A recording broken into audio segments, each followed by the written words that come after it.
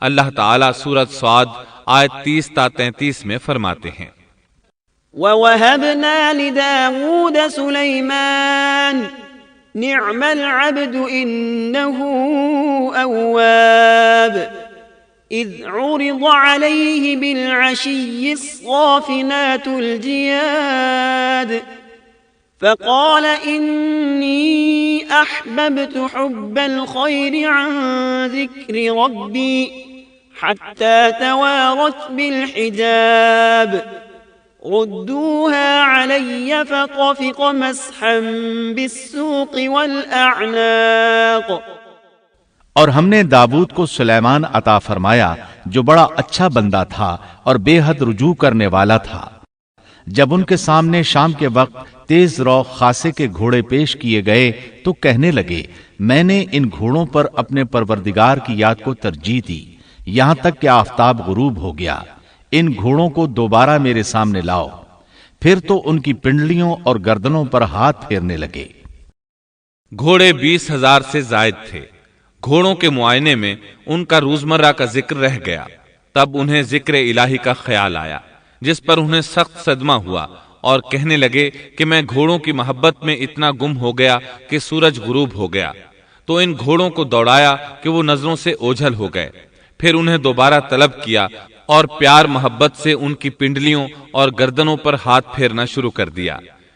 امام بخاری نے ابو ہریرہ رضی اللہ عنہ سے روایت کی ہے کہ ایک مرتبہ سلیمان علیہ السلام نے ارادہ کیا کہ اس شب میں اپنی بیویوں کے ساتھ ازدواجی فریضہ ادا کروں گا تو میری ہر ایک بیوی سے لڑکا پیدا ہوگا اور وہ میدان جہاد کا مجاہد بنے گا، لیکن اس ارادے کے ساتھ انشاءاللہ کہنا بھول گئے۔ اللہ تعالیٰ کو جلیل القدر پیغمبر کا یہ طرز پسند نہ آیا، چنانچہ اللہ تعالیٰ نے سلیمان علیہ السلام کے اس دعوے کو اس طرح غلط ثابت کر دیا کہ تمام بیویوں میں سے صرف ایک بیوی کے ہاں مردہ بچہ پیدا ہوا۔ تب سلیمان علیہ السلام کو احساس ہوا کہ یہ انشاءاللہ نہ کہنے کا نتیجہ ہے، چنانچہ انہوں نے فوری توبہ کی اور انشاءاللہ کہنے کو اپنا معمول بنا لیا۔ اللہ تعالیٰ نے آپ کو فیصلہ کرنے کی زبردست صلاحیت عطا فرمائی تھی۔ سورۃ الانبیاء آیت 87 میں ہے، وَدَاوُودَ وَسُلَيْمَانَ إِذْ يَحْكُمَانِ فِي الْحَرْثِ إِذْ نَفَشَتْ فِيهِ غَنَمُ الْقَوْمِ وَكُنَّا لِحُكْمِهِمْ شَاهِدِينَ۔ اور داؤد اور سلیمان کو یاد کیجئے جبکہ وہ کھیت کے معاملے میں فیصلہ کر رہے تھے کہ کچھ لوگوں کی بکریاں اس میں چر چگ گئی تھیں اور ان کے فیصلے میں ہم موجود تھے۔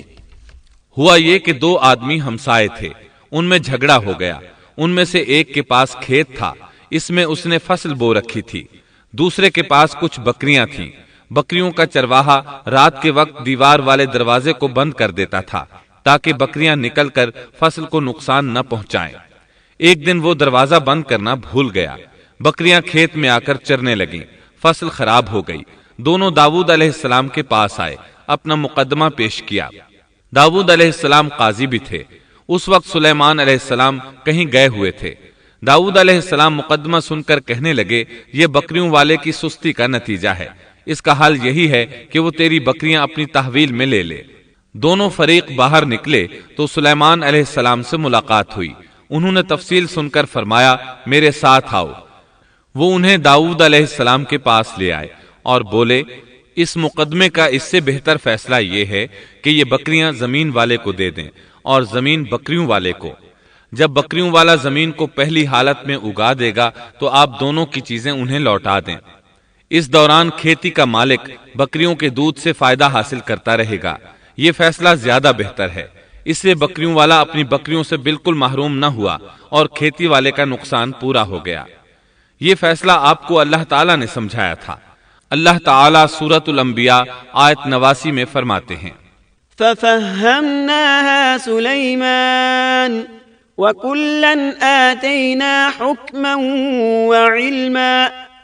ہم نے اس کا صحیح فیصلہ سلیمان کو سمجھا دیا، ہاں ہر ایک کو ہم نے علم و حکمت سے نوازا تھا۔ بخاری اور مسلم میں ایک حدیث ہے، اس میں اسی قسم کا ایک واقعہ بیان ہوا ہے کہ دو عورتیں اپنا مقدمہ داؤد علیہ السلام کے پاس لائیں۔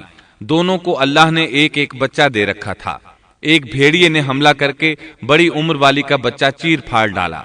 عورت چالاک تھی، اس نے چھوٹی عمر والی کا بچہ چھین لیا کہ یہ میرا بچہ ہے۔ داؤد علیہ السلام نے دیکھا بچہ بڑی عورت کے پاس ہے تو اس کے حق میں فیصلہ دے دیا۔ سلیمان علیہ السلام نے داؤد علیہ السلام سے اجازت چاہتے ہوئے کہا، کیا میں اس مقدمے کا فیصلہ کر سکتا ہوں؟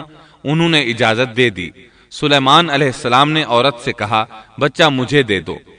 بچہ ہاتھ میں لے کر انہوں نے تلوار نکالی اور دونوں عورتوں سے فرمایا، میں اس کے 2 ٹکڑے کر کے تم دونوں میں برابر برابر تقسیم کرنے لگا ہوں۔ یہ سن کر بڑی عورت بولی کہ ٹھیک ہے، جبکہ چھوٹی عورت مامتا کی وجہ سے چلا اٹھی کہ آپ اسے زندہ رہنے دیں اور اسے دے دیں۔